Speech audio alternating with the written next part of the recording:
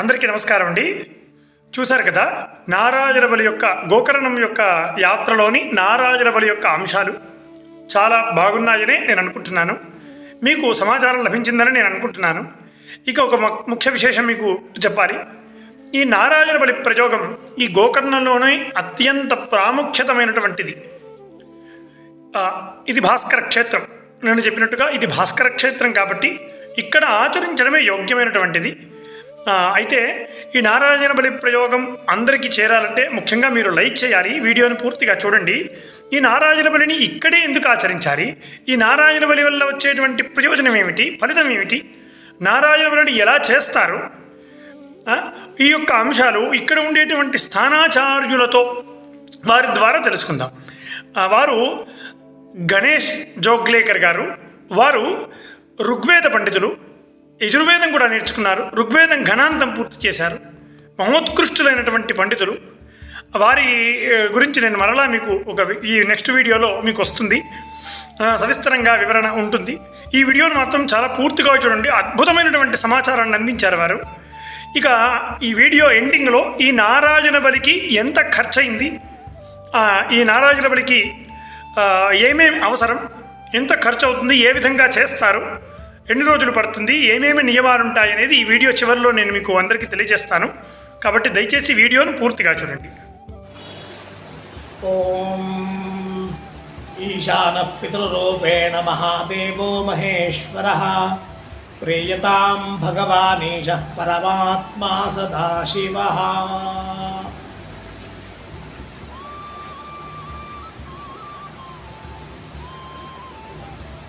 ब्रह्म गया, विष्णु गया, रुद्र गया, इस नाम से 3 क्षेत्र प्रसिद्ध है.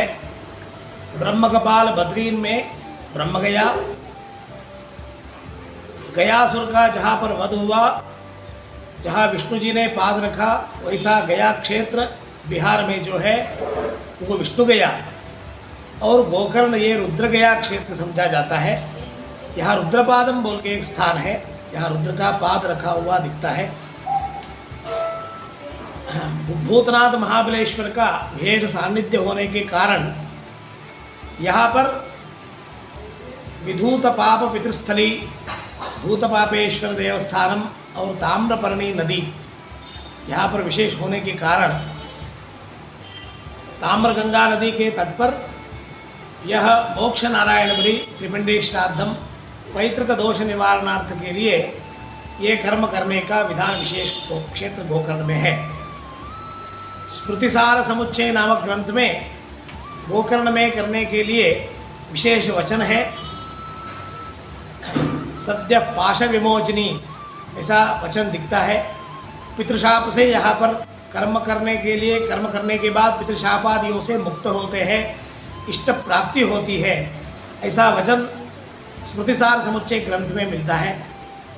तब से गोकर्ण क्षेत्र में पैतृक दोष निवारणार्थ यह कर्म करने का विधान है. मोक्ष नारायण बलि त्रिपिंडी श्राद्धम, जिसको प्रेतोद्धार कहते हैं, पंचक श्राद्धम नारायण बलि अंगत्वेन होता है, विष्णु श्राद्धम, गया श्राद्धम ये सामान्य रूप से दुर्मरण से गए हुए पितरों के मोक्ष के लिए यह कर्म किया जाता है. नारायण बलि कर्मांग में 4 विध है. एक, दुर्मरण जब भी होते हैं तो दुर्मरण दोष आने के बाद उसको दहन करने से पूर्व ही एक नारायण बलि करना पड़ता है. उसमें एक देवता आवाहन स्थापन पूजन करके वो नारायण बलि करना चाहिए.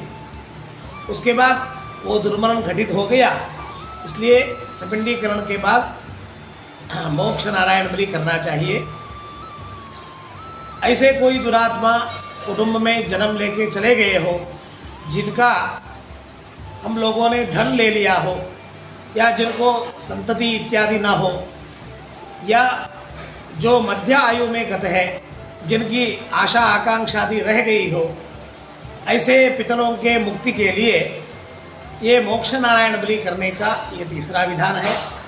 और चौथा विधान यतियों के लिए होता है, संन्यास्तों के लिए. यह ऐसा नारायण बलि में 4 तरह का विधान है. उसमें यह मोक्ष नारायण बलि यहाँ पर किया जाता है। जो कुटुंब में अननेचुरल डेथ जिसको बोलते हैं, मध्य वय में बिना कारण निकल जाना, कुछ रोगादि वश से, कुछ अन्य अन्य कारणों से, वाहनादि अपघात से, जल में गिर के या अन्य किसी कारण से जो प्राकृतिक मौत न हो, ऐसे मृत्यु बाधा निवारण के लिए, मृतात्मा की सद्गति के लिए उन्हें यह विशेष रूप से पिंड प्रदान और बलि प्रदान करना मोक्ष नारायण बलि है। इसमें विष्णु, ब्रह्म, रुद्र, यम और पितृदेवता, ऐसे 5 देवताओं का आवाहन किया जाता है। उसके बाद जो दुर्मरण से गए हैं इनको दर्भ रूप में आवाहन करके तिल द्वारा उनके सायुज्य प्राप्ति के लिए इन 5 देवताओं का पूजन किया जाता है। उसके बाद इन देवताओं के विशेष स्तुति पर मंत्र से, विष्णु सहस्रनाम स्तोत्र से, गीता के 15वें अध्याय से और पितृस्तोत्र से अधिकारियों को विष्णु, ब्रह्म, रुद्र, यम पितृसूक्त से और बहुमान पंचसूक्त से स्तुति करके अधिवास पक्ष किया जाता है। और पुरुष रूपी नारायण के लिए पुरुष सूक्त से, चरुद्रव्य से हवन होता है, लाजाद्रव्य से हवन होता है। ज्ञाताज्ञात रूप प्रायश्चित्त परिपूर्ति के लिए यह ऐसी दुर्घटना कुटुंब में घटना या कुछ प्रतिबंध होना, वैवाहिक प्रतिबंध, औद्योगिक प्रतिबंध, मानसिक प्रतिबंध, धनिक प्रतिबंध, संतति प्रतिबंध, ऐसे प्रतिबंध जो दिखते हैं कुटुंब में, उसको दूर होने के लिए हमने किया हुआ ही जो समझकर किए हुए गलतियां हैं, उन गलतियों को सुधारने के लिए या उसके प्रायश्चित्त रूप में तिल हवन करना, गायत्री मंत्र से, समस्त आरती से या सवित्र मंत्र से अधिकारी द्वारा हवन करवाना और प्रायश्चित्तादियों से शुद्ध पाप, विधूत पाप होके शुद्धि प्राप्त करके पितरों को भी तृप्त करते हुए पुरुष रूपी 10 पिंड प्रदान और पंचक श्राद्ध, यानी ये जो विष्णु, ब्रह्म, रुद्र, यम और पितृदेवताओं का आवाहन किया है उनके लिए पिंड प्रदान, ऐसे सब करके इनको तृप्ति करवा के यह मोक्ष नारायण बलि नामक कर्म होता है। इसके बाद त्रिपिंडीकरण श्राद्ध बोल के करते हैं, वो अलग विषय है। किसी का सात्विक रूप से, राजस रूप से, तामस रूप से, ऐसे त्रिविध प्रेत गिने गए हैं, जिसमें सात्विक बाधा मानसिक रूप में नित्य दैवी कर्तव्य में, अनुष्ठान में, घर में होते हैं। राजस बाधा राजस रूप में औद्योगिक कर्म में, परीक्षाओं में, बच्चों के परीक्षा के काल में या वैवाहिक प्रतिबंध आदि स्थितियों से दूर करने के लिए ये राजस प्रेत कारण होते हैं। तामस प्रेत होते हैं शरीर में उन्माद होना, पूर्णिमा अमावस्या के दिन ज़्यादा तकलीफ होना, घर में सुखता नहीं होना, निद्रा काल में, भोजन काल में तकलीफ होना, या हम जो कर्म करते हैं वो आखिर तक होता है लेकिन अंतिम सत्य जो उसका फल मिलता है तब हम उससे दूर हो जाते हैं, ऐसा होना, ये सब तामस प्रेत का कारण होता है। ये त्रिविध प्रेत बाधा निवारण के लिए त्रिपिंडीकरण श्राद्ध बोलते हैं। ये त्रिपिंडीकरण श्राद्ध में विष्णु देवता आवाहन पूजन करके सात्विक, राजस, तामस 3 प्रेतों के लिए यव पृष्ठ, व्रीहि पिष्ट और तिल का पिष्ट, ऐसा 3 विध पिंडदान किया जाता है। उसमें विशेष रूप से गोदान और रजत पात्र दान और नीलमुद्रिका दान और शक्ति है तो दशदान, छत्रपादों का कमंडलों इत्यादि दान, ये सब त्रिपिंडीकरण श्राद्ध में करना चाहिए। ये पितरों के दुर्मरण दोष से निवृत्ति के लिए। दुर्मरण क्यों होते हैं? एक तो कौटुंबिक जन्मांतरीय कारण से, दूसरा काल मृत्यु, व्याल मृत्यु, क्षुद्र मृत्यु इत्यादि चतुर्विध पंचविध मृत्यु पीड़ा होती है। उसमें ध्रुव मृत्यु तो सबको आनी है, हर एक मनुष्य को एक दिन ये पृथ्वी छोड़कर जाना ही है, लेकिन अपने निहित कर्म से पहले अचानक रूप से सामूहिक बाधा से, अपघात से या सुरापान आदियों से, जल में गिरकर या विषप्राशन से, किसी अन्य कारण से हठात मृत्यु आना, यह दुर्मरण समझा जाता है। ये दोष जो आते हैं, ये घटने के लिए पीछे हमने जानकर किया हुआ कुछ कर्म ही कारण होते हैं। बहुत बलवत्तर कर्म है तो यही कर्म 2-3 बार करना पड़ता है, तब उसका ज़्यादा फल मिलता है। एक बार कर लिया फिर से करने का जरूरत नहीं, ऐसा नहीं होता है। बहुत बार उसका पुनरावृत्ति करके फल मिलता है।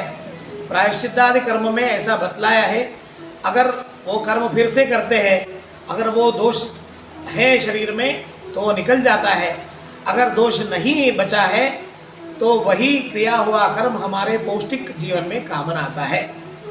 इसलिए प्रायश्चित्तादि कर्म करने में पीछे नहीं हटना चाहिए, जरूर करना चाहिए। जातक भाव में यह दोष दिखाए तो पितरों के कल्याण के लिए यह कर्म करने से पितरों का आशीर्वाद मिलता है। गावो विप्रस्तथा पितरः, ये सब शास्त्र में बताया कि पूजिता तर्पयिष्यन्ति निर्दहन्त्यवमानिताः। गाय पितृदेवता, स्त्री कुलदेवता, ब्राह्मण देवता, ये सभी देवताएं जिनको पूजार्ह है वो उनको पूजा करने से तर्पयिष्यन्ति, अपने मनोकामना पूर्ण करवाते हैं। निर्दहन्त्यवमानिताः, इनका अवमानना होने पर ये सर्वनाश भी करने में समर्थ होते हैं। इसलिए जीव मात्र के कल्याण करना चाहिए, सबको अपना करना चाहिए, सबके साथ मैत्री भाव से रहना चाहिए, भेदभाव रहित जीवन जीकर सब जगह परमात्मा विष्णु को देखकर अपने आप को वृद्धिंगत करना, यह सनातन धर्म का विशेष है। इसमें पितरों की आराधना यह भी विशेष रूप से करना चाहिए। जैसे देव होते हैं वैसे ही पितर होते हैं। देवताओं के आराधना से पितृ तृप्ति होती है, पितरों की आराधना से देवता तृप्ति होती है। एक ही नाण्य के 2 रूप होते हैं ये इसलिए इनमें भेदभाव कभी नहीं करना चाहिए। वक्त पे सही वक्त में पितरों की भी आराधना करनी चाहिए, देवताओं को भी आराधना करनी चाहिए। देवताओं के आराधना से पहले नांदी श्राद्ध नामक कर्म होता है, वो पितरों के लिए होता है। पितरों की आराधना में भी विश्वे देवा नामक देवता आते हैं, वो देव आराधना है। ये दोनों एक ही होते हैं, इनमें अलग नहीं करना चाहिए। इसलिए ऐसे जो प्रेत रूप से संचर करते हैं, जिनको हमें हमारे से मोक्ष चाहिए, ऐसे पितरों के लिए यहाँ पर पिंडदान आदि कर्म करने से पितरों की तृप्ति होती है। तो आयु प्रजाम धनम विद्याम स्वर्गम मोक्षम सुखानि प्रयच्छन्ति तथा राज्यम प्रीतानुनाम पितामहाः। ऐसे स्मृतियों में बताया है कि पितरों की तृप्ति करने से आयुर्भिवृद्धि होती है, इष्ट प्रजा प्राप्ति होती है, कौटुंबिक अनुकूल प्रजा प्राप्ति होती है, सुयोग्य वधु प्राप्ति होती है, योग्य धन मिलता है, राजाश्रय मिलता है और राजा को सन्मार्ग में सबको प्रजा ले जाने की मनीषा होती है और सबको कल्याण होता है। सभी पितरों के आराधना करना चाहिए। जैसे हमें पिता माता दादा दादी नाना नानी ऐसे पितर है, वैसे देवताओं के भी अग्निश्वात्ता आज्यपा सोमपा बरेशद इत्यादि पितर है। इन पितरों के तृप्ति के लिए गोकर्ण क्षेत्र में विदूत पापपित स्थानेश्वर सन्निधि में कामधेनु तपश्चर्या करके स्थापित किया हुआ शिवलिंग विशेष है। यह महाबलेश्वर के सन्निधि में होने के कारण और ताम्रगंगा नदी के तट के पास होने के कारण, नदी के तट पर समुद्र के साथ में यह गोकर्ण क्षेत्र विशेष रूप से यह कर्म करने के लिए प्रसिद्ध है। इस कर्म से सिद्धियां प्राप्त होती है, इसलिए गोकर्ण क्षेत्र को सिद्धि क्षेत्र कहते हैं। यह कर्म करने से सबको कल्याण होता है। ऐसे पितरों की आराधना से सबका कल्याण हो, मंगल हो, इस आशासना के साथ यह 2 शब्द का वक्तव्य समाप्त करते हैं। నాసిక్లో ఇదే నారాయణ బలి చేస్తారు కదా, మరి నాసిక్కి ఇక్కడికి ఉండేటువంటి తేడా ఏమిటి, ఇక్కడ దానికి ప్రాశస్త్యం ఏమిటి? पूरे भारतवर्ष में 12 भास्कर क्षेत्र है, जिसमें शिव का मुख्य सान्निध्य हो और विष्णु जी की उपस्थिति हो, अग्रहार हो, और जिसमें भास्कर सूर्य जी का मंदिर हो, देवी काली माता का मंदिर हो और कालभैरव स्थान हो। ऐसे 5 क्षेत्र विशेष जहाँ पर विद्यमान होते हैं वहाँ पर भास्कर क्षेत्र समझा जाता है। ऐसे भास्कर क्षेत्र पूरे भारतवर्ष में 12 है। तो इसी भास्कर क्षेत्र में हर जगह यह कर्म कर सकते हैं। इनके अलावा गंगा, गोदावरी, कावेरी इत्यादि महानदी जहाँ पर बहती है, जहाँ पर अग्निहोत्री और वैदिक श्रोत्रिय ब्राह्मण रहते हैं, ऐसे जगह पर करने से यह कर्म का फल मिलता है, ऐसा स्मृतियों में, अन्य स्मृतियों में बताया है। गोकर्ण में वैदिक परंपरा बहुत अच्छी है और उसके साथ महाबलेश्वर का सानिध्य है। यह गोकर्ण भास्कर क्षेत्र है, इसलिए गोकर्ण में ज़्यादा करने का यह परंपरा आई है। नासिक क्षेत्र में भी कर सकते हैं, त्र्यंबकेश्वर में भी कर सकते हैं। ताम्रपर्णी नदी कर्नाटक में, आंध्र में, तमिलनाडु में तीनों जगह इकट्ठे बहती है। ये तीनों जगह करने का विधान है। इसके अलावा महानदियाँ जहाँ पर बहती है उसके आसपास तट में भी ये करने का विधान है। सब जगह ये कर सकते हैं। गोकर्ण एक सिद्धि क्षेत्र है। यहाँ विदूत पाप पितृस्थानेश्वर विशेष होने के कारण जहाँ पर तर्पणादि कर्म करने से जिंदगी में, जीवन में एक बार पिंड प्रदान करने से वहाँ मोक्षत्व प्राप्ति होती है, ऐसा गोकर्ण पुराण में सह्याद्रि खंड में बताया है। इसके अनुसार रावण जी ने यहाँ पर संध्या किया हुआ स्थान है, उस स्थान में ही ये नदी तट में ही ये किया जाता है। इसका फल विशेष मिलता है। नासिक में भी कर सकते हैं, त्र्यंबकेश्वर में भी कर सकते हैं, काशी में कर सकते हैं, गया में कर सकते हैं, अयोध्या, मथुरा, माया, काशी, कांची, अवंतिका, पुरी, द्वारावती, ऐसा सभी सप्त क्षेत्र में ये कर सकते हैं। वो स्थान विशेष रूप से पिंड प्रदान के लिए है। गोकर्ण क्षेत्र में ये पैतृक दोष निवारण के लिए विशेष रूप से किया जाता है। और ये गया क्षेत्र भी है, रुद्र का पाद भी यहाँ पर रखा हुआ है, इसलिए रुद्रपाद क्षेत्र होने के कारण स्मृति समुच्चय में बताया है।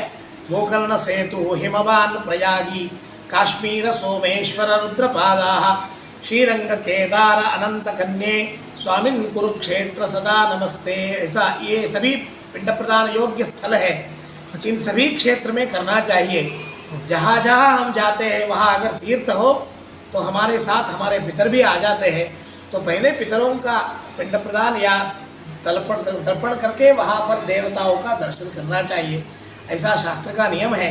इसलिए हर जगह पितरों के साथ जाना, देव ब्राह्मण गुरु के साथ जाना, सबके साथ जाना और वहाँ पर का परिस्थिति देखना, वहाँ पर क्या रूप में विशेष भगवान है इसका अनुभव करना और वहाँ अपने पितरों के तृप्ति के लिए आराधना करना, ये इसको यात्रा कहते हैं।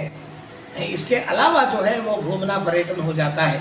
यात्रा विशेष स्थल में ये करने से पितरों का तृप्ति विशेष रूप से होती है। థ్యాంక్ యూ అండి. చూశారు కదా ఎంత అద్భుతమైనటువంటి సమాచారాన్ని వారు అందించారు. అయితే ఈ నారాయణ బలి ప్రయోగం ఈ గోకర్ణ క్షేత్రంలో 2 రోజులు చేస్తారండి. 2 రోజులు చేసేటువంటి ప్రక్రియ అంటే ఉదయం ఒకరోజు ముందు రోజు ఉదయం అంతా మనం ఉపవాసం ఉండి అంటే ఏకభుక్తం అంటే అల్పాహారాన్ని తినవచ్చు. మధ్యాహ్న కాలంలో అల్పాహారాన్ని తిని సాయంకాలం వరకు ఉపవాసం ఉండి సాయంకాలంలో ఈ నారాయణ బలి ప్రయోగాన్ని చేయాలి. ముందు రోజుగా నేను చెప్పినట్టుగా మీకు నారాయణ బలి ప్రయోగం అంతా కూడా ఉంటుంది. మరుసటి రోజు ఉదయం పంచకశ్రార్థము అనేది చేస్తారు. కాబట్టి ఇది 2 రోజుల ప్రక్రియ. సామాగ్రి వగైరా వగైరా అన్నీ కలుపుకొని బ్రాహ్మణుల దక్షిణలతో పాటు అంటే పవమాన సూక్త పారాయణం, వేద పండితులు, రుద్రహోమము ఇవన్నీ కలుపుకొని వారింట్లో వసతితో సహా భోజనాలతో సహా ఒక కర్తకు వారి భార్యకు భోజనాలు పెడతారు.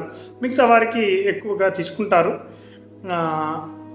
అది సమాచారం చెప్తారు. ఈ మొత్తం అంతా ఖర్చు మొత్తం అంతా కూడా 18,000 రూపాయలు వారు దక్షిణగా తీసుకుంటారు. నేను వారికి కొంచెం ఎక్కువే వేసి ఇచ్చాను. ఇది 18,000 రూపాయలు ఖర్చు అవుతుంది. మీరు ఎవరైనా ఈ గోకర్ణం వచ్చి నారాయణ బలి ప్రయోగాన్ని చేయాలనుకుంటే అంతా కలిపి నేను చెప్తున్నాను మీకు పూర్తిగా దానికి కావాల్సిన సామాగ్రిని వాళ్ళే చూసుకుంటారు, వారే శ్రద్ధగా చేస్తారు, వారింట్లోనే వసతిస్తారు, వారే భోజనం పెడతారు. దీనికి కావాల్సినటువంటి బ్రాహ్మణ ఋత్వికులను కూడా వారే మాట్లాడుకుంటారు. ఇదంతా కూడా 18,000 రూపాయలు తీసుకుంటారు. మన మనసోత్సాహం ఇంకేమైనా ఇవ్వవచ్చు. ఇదండి నారాజన బలి యొక్క విశేషం. మీకు ఈ వీడియోలు నచ్చాయనే అనుకుంటున్నాను. మీ అమూల్యమైన అభిప్రాయాలు కామెంట్ రూపంలో తెలియజేయండి. ఉంటాను.